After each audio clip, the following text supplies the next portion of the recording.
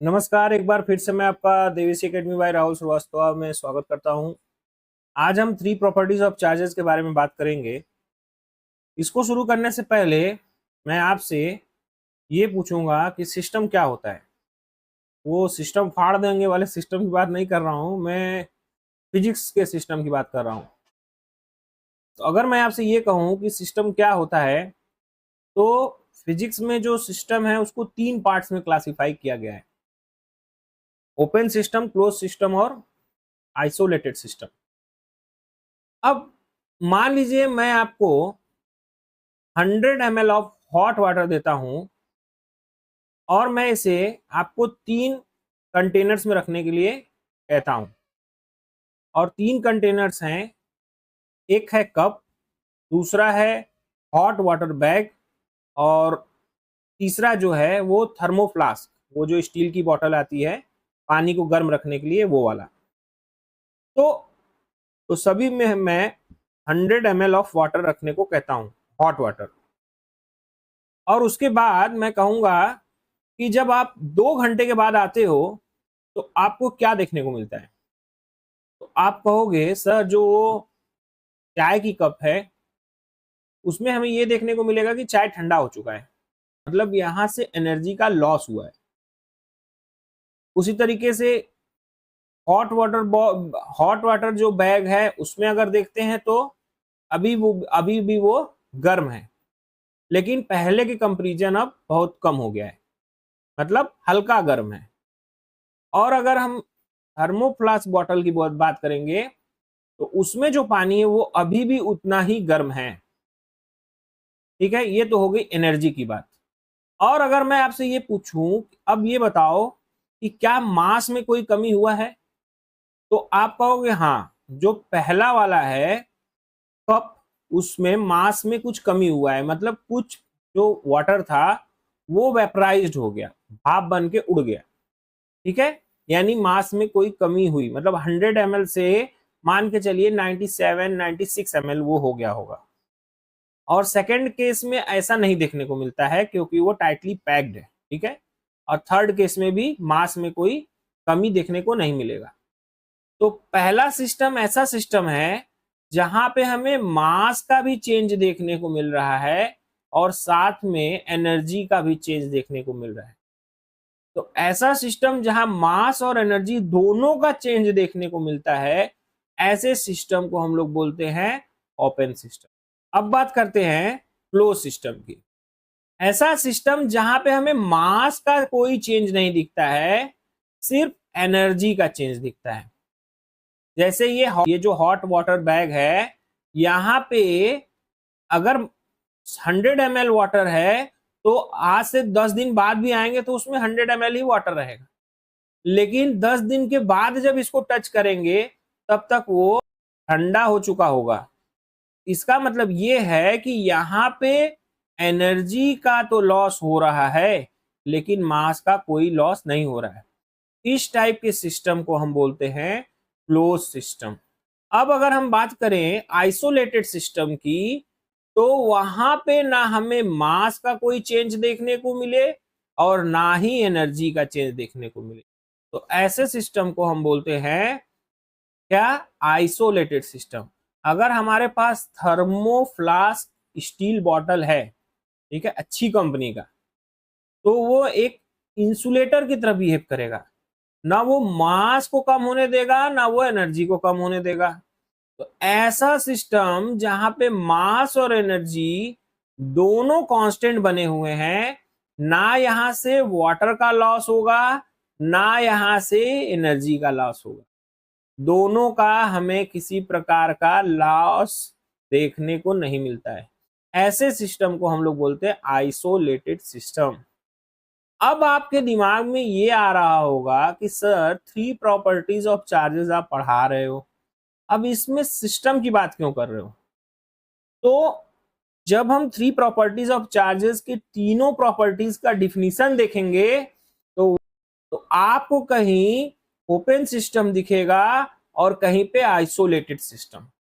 अगर आप सिस्टम के बारे में जान ही नहीं रहे हो तो वो डिफिनीशन आपको, अगर आप रट भी ले रहे हो सिर्फ आप नाम की पढ़ाई कर रहे हो, उसका कोई मतलब नहीं है। अब आते हैं 3 प्रॉपर्टीज ऑफ चार्जेस की तरफ। तो सबसे पहले यहाँ पे हम एक चीज देखते हैं।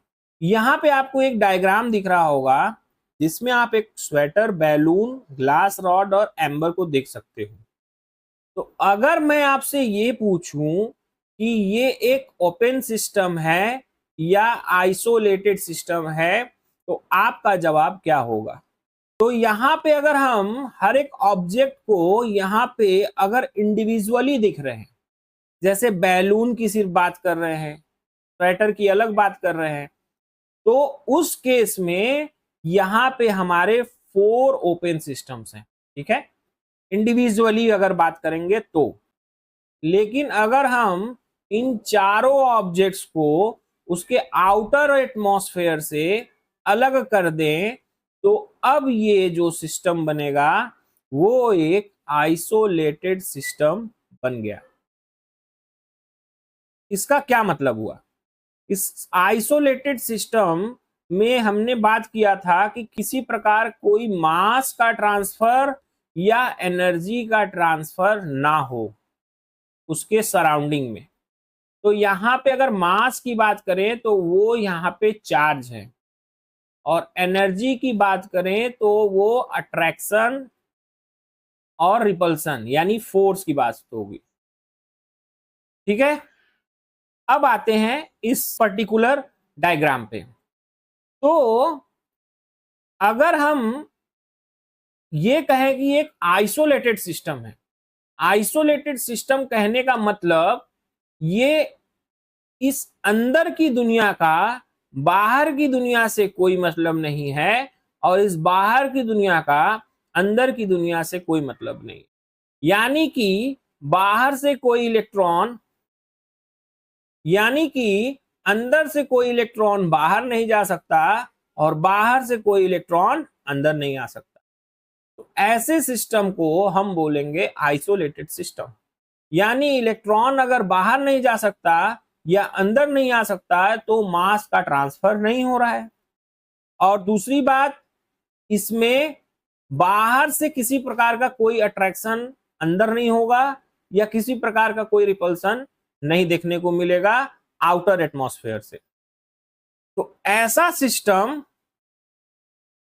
हमारे यूनिवर्स में, अगर ऐसा कोई सिस्टम है जिसका एक्सटर्नल एनवायरनमेंट से किसी प्रकार का कोई लेना देना नहीं है, ऐसे सिस्टम को ही हम आइसोलेटेड सिस्टम बोलते हैं। सिस्टम जब हम बोल रहे हैं यानी ओपन सिस्टम की बात कर रहे हैं।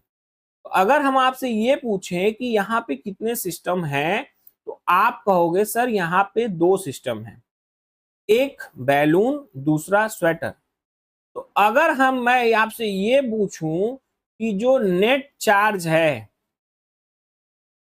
दोनों सिस्टम का वो कितना कितना है, ठीक है, दोनों सिस्टम्स का नेट चार्ज कितना है, बैलून का, स्वेटर का, तो आपका जवाब ये होगा कि सर इसमें जितने नंबर ऑफ प्रोटॉन्स हैं उतने ही नंबर ऑफ इलेक्ट्रॉन्स देखने को मिल रहे हैं। 4 प्रोटॉन्स 4 इलेक्ट्रॉन्स के इफेक्ट को कैंसिल कर देगा, जिसके वजह से नेट चार्ज जो यहाँ पे है वो 0 है। उसी तरीके से यहाँ स्वेटर पे अगर हम बात करें तो यहाँ पे जितने नंबर ऑफ प्रोटॉन हमें देखने को मिल रहे हैं उतने ही नंबर ऑफ इलेक्ट्रॉन्स भी देखने को मिल रहे हैं। प्रोटॉन्स के चार्जेस इलेक्ट्रॉन के चार्जेस को कैंसिल आउट कर देंगे, जिसके वजह से जो दूसरा सिस्टम है स्वेटर, उसका भी जो नेट चार्ज होगा वो 0 होगा। अब आते हैं आफ्टर रबिंग के केस में। हमने पिछले लेक्चर में अपने देखा था कि जब भी हम किसी बैलून को स्वेटर पे रब करते हैं तो रब करने के वजह से कुछ इलेक्ट्रॉन्स स्वेटर से जंप करके बैलून पे चले जाते हैं। तो यहाँ पे हम ये मान लेते हैं कि एक इलेक्ट्रॉन स्वेटर से निकलता है और किधर चला जाता है, बैलून की तरफ चला जाता है। जैसा कि आप यहाँ पे देख सकते हो, स्वेटर से निकल रहा है और बैलून की तरफ चला गया। अब आते हैं कि अब ये जो आपका ओपन सिस्टम है उसका नेट चार्ज कितना हुआ, इन दोनों का, बैलून का भी और स्वेटर का भी। तो अब आप कहोगे कि सर इसमें जो प्रोटॉन्स का नंबर है वो इलेक्ट्रॉन के नंबर के बराबर नहीं है, क्योंकि यहाँ पे जो इलेक्ट्रॉन्स का नंबर है वो एक ज्यादा हो गया है। ठीक है, एक ज्यादा इलेक्ट्रॉन होने की वजह से अब इसका जो नेट चार्ज है वो 0 नहीं होगा, बल्कि ये एक इलेक्ट्रॉन एक्सेप्ट किया है। तो यानी कि इस केस में इसका अब चार्ज जो होगा -1Q होगा। और उसी तरीके से अगर हम स्वेटर की बात करें कि जो स्वेटर का नेट चार्ज होगा वो कितना होगा, तो आप कहोगे इस केस में भी जो प्रोटॉन का नंबर है वो अब इलेक्ट्रॉन के नंबर के बराबर नहीं रहा, क्योंकि स्वेटर से एक इलेक्ट्रॉन जम करके बैलून में चला गया। उस केस में आप कहोगे कि यहाँ पे जो प्रोटॉन है उसमें एक एक्स्ट्रा प्रोटॉन इंड्यूस्ड हुआ है इलेक्ट्रॉन की चले जाने के वजह से। अगर इसकी बात करें कि इसका जो नेट चार्ज होगा वो क्या होगा, तो आप देखिए यहाँ पे मैं कट कर रहा हूं, ये इसके इफेक्ट को खत्म करेगा। इसी तरीके से देखिए सारे प्लस माइनस एक दूसरे के इफेक्ट को कैंसिल कर रहे हैं। तो यहां तक अगर मैं बात करूं तो नेट चार्ज तो 0 होना चाहिए था, लेकिन यहाँ पे एक प्रोटॉन जो है वो एक्सेस हो जाने की वजह से जो स्वेटर का नेट चार्ज होगा वो +1Q होगा। अभी समझ में आया कि बिफोर रबिंग में नेट चार्ज 0 क्यों है और आफ्टर रबिंग में नेट चार्ज क्यों 0 नहीं है। अब आते हैं अपने नेक्स्ट टॉपिक जो कि है 3 properties of charges. 3 properties of charges में सबसे पहली जो प्रॉपर्टी है वो एडिटिविटी ऑफ चार्जेस है। सेकेंड जो प्रॉपर्टी है वो आपका क्वांटाइजेशन ऑफ चार्जेस है, और थर्ड नंबर पे है कंजर्वेशन ऑफ चार्ज। पहली प्रॉपर्टी जो है, अब आप समझोगे कि मैंने सिस्टम क्यों बताया। पहली जो प्रॉपर्टी है वो ओपन सिस्टम के लिए है। ओपन सिस्टम का मतलब जहां पे ऐसा सिस्टम जहां मास का ट्रांसफर हो सके, एनर्जी का ट्रांसफर हो सके। इस चैप्टर में मास जब बोल रहे हैं तो वो इलेक्ट्रॉन, और अगर एनर्जी बोल रहे हैं तो वो फोर्स की बात कर रहे हैं, अट्रैक्शन एंड रिपल्सन फोर्स की। ठीक है, क्वांटाइजेशन ऑफ चार्ज ये किस सिस्टम के लिए प्रॉपर्टी है, ये भी एक ओपन सिस्टम के लिए प्रॉपर्टी है। और उसी तरीके से अगर बात करें कंजर्वेशन ऑफ चार्ज, तो ये क्लोज सिस्टम की प्रॉपर्टी है। अभी डिफिनीशन से आपको सब कुछ क्लियर हो जाएगा। तो सबसे पहले देखते हैं additivity of charges. Additivity of charges में थोड़ा सा ध्यान दीजिएगा।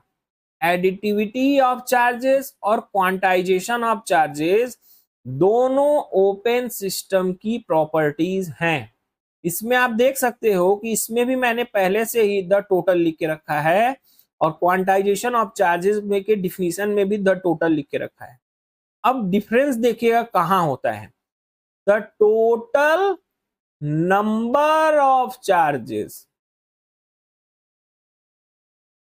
ठीक है, अभी का अभी आपको ये डिफिनीशन दोनों याद हो जाएगा। और इसमें क्या है, द टोटल चार्जेस, नंबर की बात नहीं हो रही है। ठीक है, टोटल चार्जेस। फिर से आते पहली प्रॉपर्टी पे, the total number of charges of a open system, या मैं आपको बोला हूं कि सिस्टम भी लिख सकते हो, is calculated by algebraic sum. थोड़ा सा ध्यान दीजिएगा यहां पे आप, algebraic sum of charges present on a system. System का मतलब जो भी ऑब्जेक्ट की बात कर रहे हो आप, बैलून की, स्वेटर की, जो भी। ठीक है, अभी इसको क्लियर साफ नीचे मैंने लिखा है। ठीक है, अगर नहीं साफ दिख रहा होगा तो कोई दिक्कत की बात नहीं। अब इस पे आते हैं, the total charges is equal to integral multiple of basic unit charge.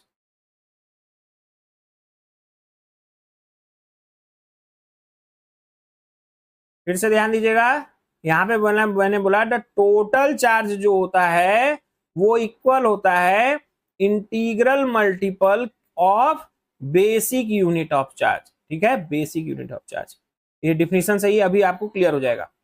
अब क्लोज सिस्टम की बात करें, the charge neither be created nor be destroyed, only transfer from one object to another। ठीक है, अब आते हैं अपने जो, अब हम इन तीनों प्रॉपर्टीज को अच्छे से एक एक करके समझते हैं। तो आते हैं सबसे पहले एडिटिविटी ऑफ चार्जेस पर। सबसे पहले तो आपको यह पता होना चाहिए कि जो चार्ज है वो एक स्केलर क्वांटिटी है। ठीक है, चार्ज को रिप्रेजेंट करने के लिए हमें कोई डायरेक्शन की जरूरत नहीं होती है, इसीलिए ये स्केलर क्वांटिटी है। चार्ज को हम प्लस से भी डिनोट कर सकते हैं और माइनस से भी डिनोट कर सकते हैं। जैसे हम बोलते हैं +2 कूलम या -3 कूलम, तो चार्ज कैन बी रिप्रेजेंटेड, तो so charge can be represented by plus और माइनस बोथ। अब आते हैं अपने मेन डिफिनेशन पे। वहां पे आप देखे थे द टोटल लिख के हमने छोड़ा था, तो एक में हम the total number of charge की बात करते हैं और दूसरे में हम द टोटल चार्ज की बात करते हैं। मतलब एक में गिनती की बात हो रही है और एक में टोटल चार्ज की बात हो रही है। तो यहां जो ये एडिटिविटी ऑफ चार्ज प्रॉपर्टी है, यहां पे है the total number of charge present on a system, यानी यहां open system is calculated by, कैसे कैलकुलेट करोगे भैया, by algebraic sum. Algebraic sum का मतलब जैसे आप जोड़ना बचपन में सीखे हो, बस आपको अगर जोड़ना आ रहा है तो आप easily total number of charge calculate कर सकते हो। सर फील नहीं आ रहा है, फील दीजिए, थोड़ा सा फील देते हैं अब आपको हम। मान लीजिए कि आपके पास एक स्वेटर है, ठीक है, स्वेटर। अब उस स्वेटर को आप 3 अलग अलग ऑब्जेक्ट से रब करते हो। सबसे पहले केस में एक बैलून है, बैलून से रब करते हो। तो आपको तो ये पता है कि जब बैलून से हम किसी स्वेटर को रब करते हैं तो इलेक्ट्रॉन्स स्वेटर में से भागकर किधर जाते हैं, बैलून में जाते हैं। यानी पहले वाले केस में हमको देखने को मिलेगा कि इलेक्ट्रॉन किधर भाग गए, बैलून की तरफ। हम यहां पे स्वेटर की बात कर रहे हैं कि स्वेटर का जो टोटल नंबर ऑफ चार्ज है वो कितना है। ठीक है, तो इलेक्ट्रॉन भाग के उधर जा रहे हैं। मतलब मान लीजिए कि यहां से कितने इलेक्ट्रॉन भागे हैं, 5 इलेक्ट्रॉन्स। तो हम यहाँ पे आपको विजुअलाइज दिखाने के लिए यहाँ पे कट करते हैं कि आपको चीजें और क्लियर हो। ठीक है, तो थोड़ा सा ध्यान दीजिएगा। तो इसमें टोटल नंबर ऑफ प्रोटॉन्स कितने हो गए उसको लिख लेते हैं यहाँ पे +5Q। ठीक है ना, +5Q पहले वाले केस के लिए, +5 इलेक्ट्रॉन भागने की वजह से +5Q इसमें एक्सेस प्रोटॉन हो गए, तो +5Q। नेट चार्ज इसका अभी कितना हो गया, +5Q। अब हम अपने दूसरे केस पे आते हैं। अब उसी स्वेटर को हम एक एम्बर यानी कि एक पीले पत्थर से रब करते हैं। रब करने के बाद हम क्या देखेंगे, रब करने के बाद हम ये ऑब्जर्व करते हैं कि इस केस में भी इलेक्ट्रॉन्स स्वेटर से निकलकर एम्बर की तरफ जाएंगे। तो इस केस में मान लीजिए इलेक्ट्रॉन्स स्वेटर से निकलकर एम्बर की तरफ जा रहे हैं, तो मान लीजिए 7 इलेक्ट्रॉन्स जम करके किधर गए, एम्बर की तरफ। तो यहां पे और मैं कट कर लेता हूं जिससे हमें क्लियर हो चीजें। अब कितने इलेक्ट्रॉन्स हमको कट करने हैं, कलर चेंज कर लेते हैं जिससे पता चले। 1 2 3 4 5 6 7। ऊपर से 5 इलेक्ट्रॉन गए, नीचे से 7 इलेक्ट्रॉन। तो अब अगर मैं आपसे ये पूछूं कि अब जो नेट चार्ज है स्वेटर का, ठीक है, इलेक्ट्रॉन के निकल जाने के बाद अब कितना हो गया, तो आप बोलोगे ऊपर से 5 इलेक्ट्रॉन्स गए तो +5q, नीचे से 7 इलेक्ट्रॉन गए तो +7q। अब आते हैं अपने तीसरे केस में। तीसरे केस में उसी स्वेटर को अब हम ग्लास रॉड से रब करेंगे। किससे रब करेंगे? ग्लास रॉड से। तो ग्लास रॉड से रब करने के बाद ठीक उल्टा हमें देखने को मिलता है कि इस बार इलेक्ट्रॉन्स ग्लास रॉड से जंप करके किधर की तरफ जा रहे हैं? स्वेटर की तरफ जा रहे हैं। तो मान लीजिए कि 6 इलेक्ट्रॉन्स जंप करके ग्लास से स्वेटर की तरफ गए। तो 6 इलेक्ट्रॉन्स अगर जंप करके गए तो यहां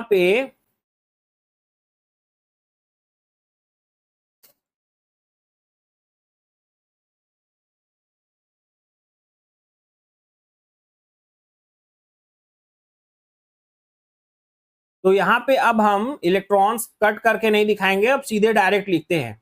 अगर इलेक्ट्रॉन्स किसी ऑब्जेक्ट से बाहर की तरफ जा रहे हैं तो उस ऑब्जेक्ट को प्लस से दिखाना है। प्लस जितने इलेक्ट्रॉन्स गए हैं उतना दिखा देंगे। मान लीजिए 5 इलेक्ट्रॉन्स इसमें से निकले तो +5q से दिखाएंगे।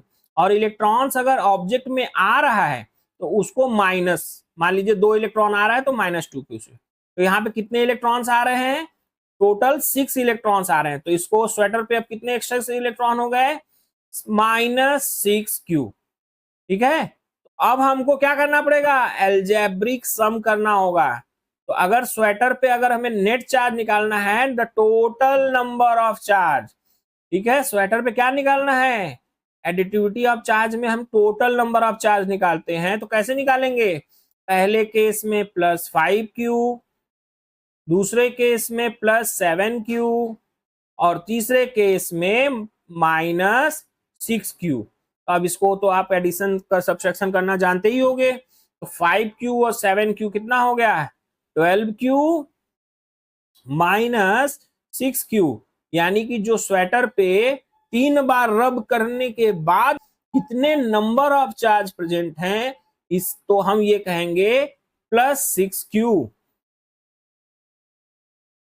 तो ये जो हमारा +6q आया है वो किस किस ऑब्जेक्ट का है? स्वेटर का है। इसी तरीके से आप हर एक ऑब्जेक्ट पे अगर इलेक्ट्रॉन जा रहे हैं तो प्लस उतने इलेक्ट्रॉन्स, ठीक है, और इलेक्ट्रॉन आ रहे हैं तो माइनस वो कितने इलेक्ट्रॉन अगर आ रहे हैं वो लिख के क्यू लगा दोगे और उसके बाद लास्ट में उनका आप एल्जेब्रिक सम कर लोगे।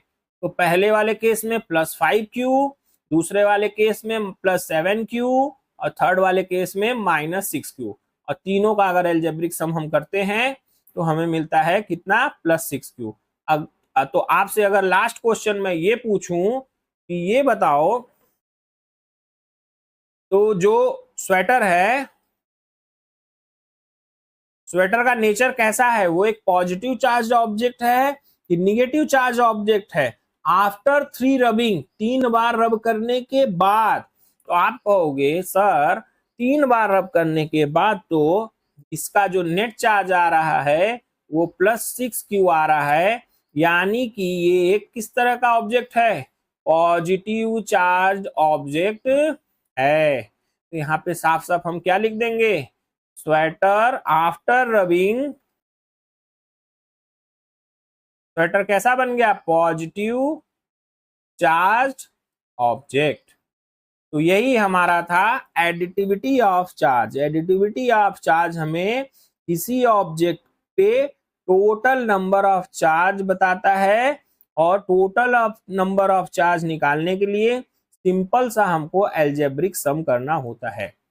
अब आते हैं हम अपने दूसरी प्रॉपर्टी पे। तो दूसरी प्रॉपर्टी आपको याद होगा कि हमने लिखा था the total charge. Total charge कितना है? तो चार्ज का नंबर नहीं, ठीक है, total charge present on an object is calculated by integral multiple of basic unit of charge. हम समझते हैं कि यहाँ पे इंटीग्रल मल्टीपल का क्या मतलब होता है, ठीक है। इंटीग्रल मल्टीपल का मतलब होता है इंटीजर्स +1 +2 +3 या -1 -2 -3, ठीक है। इसमें हम बीच का वैल्यू नहीं लेते हैं। अगर आप दुकान पे जाते हो तो क्या बोलते हो कि भैया मुझे 1.5 पैकेट दूध दे दीजिए या 1.5 लीटर दूध दे दीजिए, या कभी ये आपने कहा है कि हमें आधा पैकेट दूध दे दीजिए? नहीं, वहां पे जब भी आप जाओगे तो बोलोगे आधा लीटर दूध दीजिए, मतलब एक पैकेट होगा वो आधा लीटर का होगा। या भैया से कहोगे दुकान वाले आप कि भैया इसको फाड़ के इसमें से हमको आधा दे दीजिए। मान लीजिए स्वेटर है, स्वेटर को आप किससे रब कर रहे हो? ग्लास रॉड से। तो ग्लास रॉड से इलेक्ट्रॉन किधर जाएंगे? स्वेटर की तरफ जाएंगे।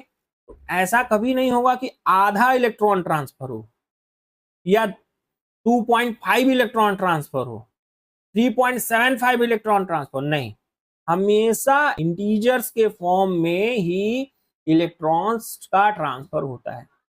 +2 इलेक्ट्रॉन ट्रांसफर होंगे, 3 इलेक्ट्रॉन ट्रांसफर होंगे, 2 इलेक्ट्रॉन ट्रांसफर होंगे, 3 इलेक्ट्रॉन ट्रांसफर होंगे, 5 इलेक्ट्रॉन ट्रांसफर होंगे, इस तरीके से, ठीक है। तो ये तो मतलब हो गया इंटीग्रल का। और बेसिक यूनिट ऑफ चार्ज क्या होता है? बेसिक यूनिट ऑफ चार्ज का मतलब ये है कि जब एक इलेक्ट्रॉन ट्रांसफर होता है तो अपने साथ कुछ चार्ज को भी लेके जाता है। जैसे आपको बोलेंगे कि एक पैकेट दूध लेके आओ मार्केट से, तो जब आप एक पैकेट दूध लाते हो उसके अंदर क्या ऑलरेडी रहता है? एक पैकेट लाओ दूध का, तो आप पैकेट लाते हो तो उसमें दूध ऑलरेडी प्रेजेंट होता है। तो उसी तरीके से मान लीजिए ये इलेक्ट्रॉन है और ये इलेक्ट्रॉन जंप करके यहां गया, तो वो अपने साथ बेसिक यूनिट ऑफ चार्ज जिसकी वैल्यू होती है 1.6 इंटू 10⁻⁻19 कूलॉम। एक इलेक्ट्रॉन जब भी ट्रांसफर होगा तो 1.6 इंटू 10⁻⁻19 कूलॉम चार्ज लेके जाएगा। उसी तरीके से एक और ट्रांसफर होगा तो वो भी उतना ही चार्ज ले जाएगा, एक और ट्रांसफर होगा तो वो भी इतने ही। तो मतलब पैकेट्स, इतने कूलॉम चार्ज का पैकेट बना हुआ है जो कि इलेक्ट्रॉन्स और प्रोटॉन्स में प्रेजेंट है। तो अगर हम E का वैल्यू यहां लिखें तो 1.6 इंटू 10⁻⁻19 कूलॉम। अब आते हैं अपने फार्मूले पे कि इसको समझाइए कि ये क्या है, Q = NE। तो ये कोई नया चीज नहीं है, ये जो आपने डिफिनीशन यहां लिखा है ना, द टोटल चार्ज, ये Q जो है वो द टोटल चार्ज है ऑफ अ सिस्टम, यानी यहां पे ओपन सिस्टम की बात हो रही है। The total charge of a system is always equals to integral multiple of basic unit of charge. फिर से ध्यान दीजिएगा, मैं फिर से इसको हाईलाइट करूंगा। The total charge of a system is equals to integral multiple of basic unit of charge. Simple सी बात है, हमेशा इंटीजर्स के फॉर्म में ही इलेक्ट्रॉन्स का ट्रांसफर होगा और जब वो ट्रांसफर होंगे तो अपने साथ 1.6 इंटू 10⁻⁻19 कूलॉम चार्ज को लेके ही जाएंगे। ये हो गया सिंपल सा प्रॉपर्टी नंबर 2।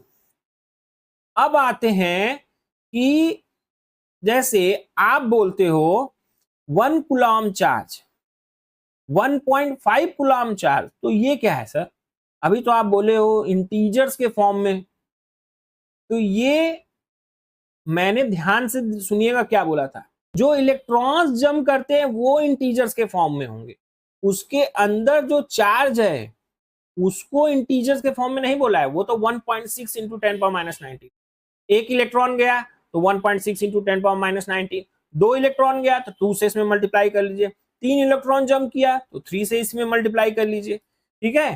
तो जैसे मान लीजिए एक इलेक्ट्रॉन है, यहां से ट्रांसफर हुआ दूसरे ऑब्जेक्ट पे, तो ठीक है, तो वो अपने साथ कितना कितना कूलम चार्ज लेके गया, इतना। अगर यही मान लीजिए यहाँ पे 2 इलेक्ट्रॉन्स हैं, दोनों कहीं ट्रांसफर हुए, तो अपने साथ कितने ले जाएंगे, 2 टाइम्स 1.6 इंटू 10⁻⁻19 कूलम। तो मेरे कहने का मतलब ये है, चार्ज डेसिमल में हो सकता है, लेकिन जो जो पार्टिकल्स होते हैं वो हमेशा इंटीजर्स के फॉर्म में ही जम करते हैं। ठीक है, अब थोड़ा सा इधर देखते हैं। हम बोलते हैं 1 इलेक्ट्रॉन जंप किया, सर 2 इलेक्ट्रॉन जंप किया, ये देखिए 2 इलेक्ट्रॉन उधर जंप किया, 3 इलेक्ट्रॉन, 4 इलेक्ट्रॉन, 100 इलेक्ट्रॉन सर देखिए जंप करके गया है। लेकिन हम जो मान लीजिए कभी हम ये बोलना है इतने इलेक्ट्रॉन जंप करके गए, तो बोल पाना हमारा पॉसिबल है? बोल पाओगे आप? पहले तो आपको इसमें चेक करना होगा 1 10 100,000 10,000 लाख 10 लाख करोड़ 10 लाख, ऐसे गिनने आपको 10 करोड़ के बाद गिनती नहीं आती है तो आप तो इसको पढ़ भी नहीं पाओगे।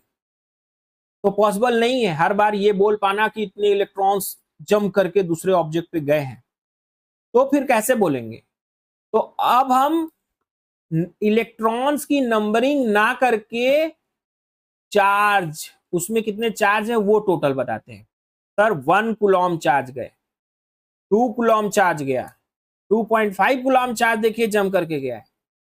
तो क्या ये बोल पाना पॉसिबल है कि सर 60 अरब इलेक्ट्रॉन जम करके गए हैं, 60 अरब 40 करोड़ 46 लाख 536 इलेक्ट्रॉन जम करके गए?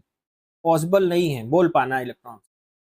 उस केस में हम क्या करते हैं, हम उनकी चार्जेस को बोलते हैं कि 1 कूलम चार्ज गया। एक ऑब्जेक्ट है स्वेटर, एक बैलून है, तो हम बोलेंगे स्वेटर से बैलून पे 2 कूलम चार्ज गया सर। ठीक है, क्योंकि इलेक्ट्रॉन्स हमेशा जम करते हैं मिलियंस बिलियंस में। ठीक है, ये तो मैं समझाने के लिए 1 इलेक्ट्रॉन 2 इलेक्ट्रॉन ऐसा होता नहीं है। जब भी आप रब करोगे तो मिलियंस में इलेक्ट्रॉन जम करते हैं।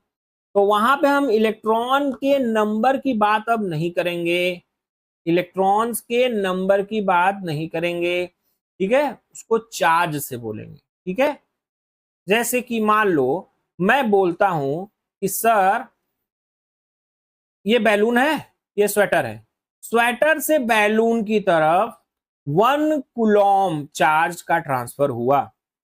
तो आपको ये चीज समझ में आ जाना चाहिए, 10th में आपने देखा होगा कि 1 कूलम में कितने इलेक्ट्रॉन्स होते हैं। ठीक है, तो 1 कूलम में होते हैं 6.24 इंटू 10⁻18 इलेक्ट्रॉन्स, यानी 624 के आगे 16 जीरो, 2 4 6 8 10 12 14। पढ़िए जरा, इसको पढ़ के बताइए। आप कहोगे रहने दीजिए सर मैं 1 कूलम बोल लूंगा, कोई दिक्कत नहीं है। ठीक है, तो 1 कूलम बोलना ज्यादा इजी है कि 1 कूलम चार्ज का ट्रांसफर हुआ कि इतने इलेक्ट्रॉन्स का ट्रांसफर हुआ। मैं आपको 2 ऑप्शन दूं, आपको बोलना है इतने कूलम चार्ज का ट्रांसफर हुआ या इतने इलेक्ट्रॉन्स का ट्रांसफर हुआ, इसको पढ़ के बताना है। तो आप क्या प्रीफर करोगे, ये वाला बोलना प्रीफर करोगे या ये बोलना प्रीफर करोगे? तो आप कहोगे सर हाथ जोड़ता हूं, मैं तो यही प्रीफर करूंगा 1 कूलम चार्ज, ये नहीं बोल पाऊंगा। ठीक है, तो हम जब भी बात करते हैं इलेक्ट्रॉन्स के नंबर की बात ना करके चार्ज की बात करते हैं। तो यही हमारा है क्वांटाइजेशन ऑफ चार्ज, कि जो इलेक्ट्रॉन्स हैं वो इंटीग्रल्स के फॉर्म में हमेशा ट्रांसफर होते हैं, और साथ में जब ट्रांसफर होते हैं तो कुछ बेसिक यूनिट ऑफ चार्ज, ठीक है, वो भी लेके साथ में जाते हैं।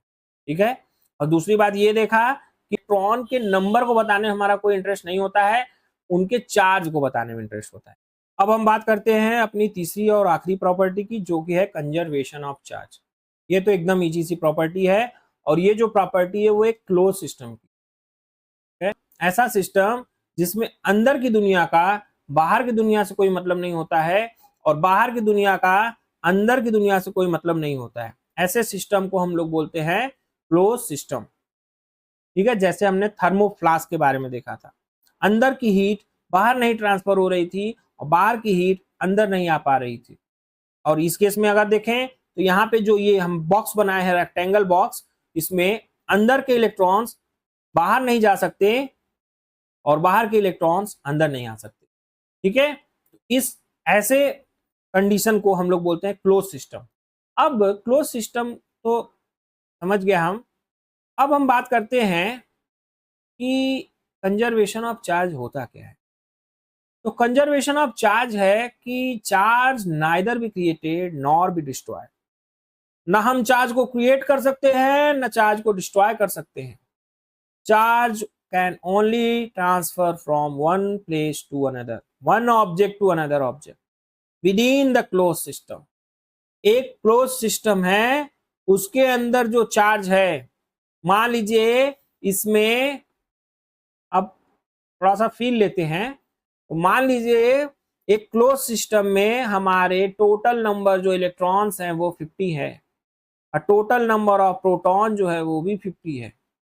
तो आप अगर चाहो कि इस क्लोज सिस्टम में प्रेजेंट 50 इलेक्ट्रॉन्स को खत्म कर दो और उसको 40 इलेक्ट्रॉन्स बना दो, और वहीं दूसरी हाथ में 50 प्रोटॉन्स को खत्म करके 70 प्रोटॉन बना दो, नहीं हो सकता। आप चार्ज का ट्रांसफर कर सकते हो, इलेक्ट्रॉन्स यहां से इधर जाएंगे, इधर जाएंगे, इसमें आएंगे, ठीक है, लेकिन डिस्ट्रॉय नहीं कर सकते और ना ही क्रिएट कर सकते। तो ये हो गया हमारा। अब थोड़ा सा कैलकुलेशन की मदद से इसको समझते हैं कंजर्वेशन ऑफ चार्ज को। मान लीजिए कि एक ये क्लोज सिस्टम है, ठीक है। अब क्लोज सिस्टम में देखिए हो क्या रहा है, यहां से 5 इलेक्ट्रॉन्स गए तो ये ले रहा है तो -5q, और ये दे रहा है तो +5q, ठीक है। और वही चीज यहाँ पे भी, इसको हमने रब किया तो इसमें से 6 इलेक्ट्रॉन्स निकल के गए तो +6q, और ये ले रहा है तो -6q, ठीक है। और वही इस केस में देखें तो यहाँ से इलेक्ट्रॉन का जंप होके स्वेटर की तरफ जाते हैं, तो मान लीजिए 2 इलेक्ट्रॉन्स इधर से जा रहा है तो जो देने वाला वो प्लस, जो लेने वाला वो माइनस। तो अगर हम नेट पूरे क्लोज सिस्टम का बात करें, यहाँ पे किसी एक इंडिविजुअल सिस्टम की बात नहीं करेंगे हम, यहाँ एक क्लोज सिस्टम की बात करेंगे, तो कितना हुआ, चलिए एक एक करके सब पे देखते हैं। अच्छा, ये जो प्लस माइनस है ये तो कैंसिल कर देंगे, इनकी तो बात ही मत किया करिए, ये जो प्लस माइनस है इसको तो हटा दीजिए, ठीक है। जो आया और गया उसकी बात करते हैं नेट निकालने के लिए। तो सबसे पहले देखते हैं स्वेटर पे, स्वेटर पे कितना है, एक +5q है, एक -2q है, ठीक है, उसके बाद +6q है। ये किसका हो गया, स्वेटर का हो गया, ठीक है, प्लस।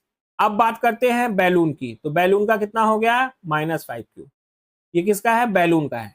चलिए अब बात करते हैं ग्लास रॉड की, ग्लास रॉड पे कितना है, +2q, ठीक है, ठीक है, इसको भी प्लस करते हैं, सबको प्लस करना है।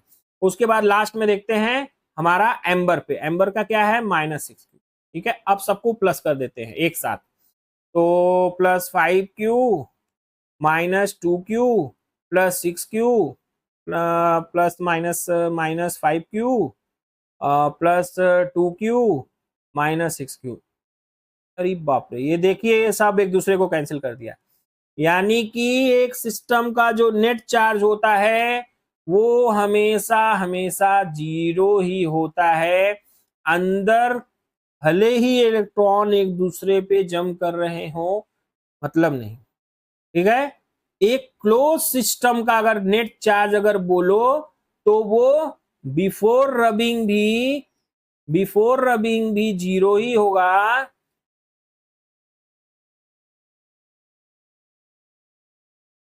और नेट चार्ज अगर आप आफ्टर रबिंग भी बोलो तो भी 0 ही होगा। ये किस केस की बात कर रहे हैं हम, ये बात कर रहे हैं क्लोज सिस्टम की।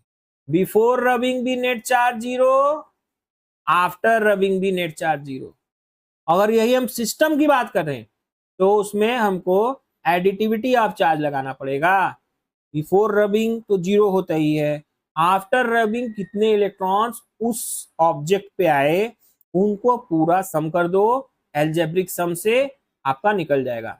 तो उम्मीद करते हैं 3 प्रॉपर्टीज ऑफ चार्जेस को आपने रटा नहीं, सीखा होगा। रटने की बीमारी अपनी दूर कर लीजिए, रटने से कहीं कुछ होने जाने वाला है नहीं, ठीक है। आप 12th में पास जरूर हो जाओगे, लेकिन बाकी आप समझदार हो ही, ज्यादा बोलने की जरूरत है नहीं। तो उम्मीद करते हैं आपको आज का जो 3 प्रॉपर्टीज ऑफ चार्जेस का लेक्चर समझ में आया होगा। इसी तरीके से चीजों को डीपली घुस के समझने के लिए देवीसी academy by Rahul Shrivastava channel को सब्सक्राइब जरूर करें, लाइक करें, शेयर करें, अपने दोस्तों तक पहुंचाएं, जिससे चीजें उनको भी क्लियर हो कि आखिर फिजिक्स में चल क्या रहा है। तब तक के लिए जय हिंद, जय भारत, धन्यवाद, वंदे मातरम।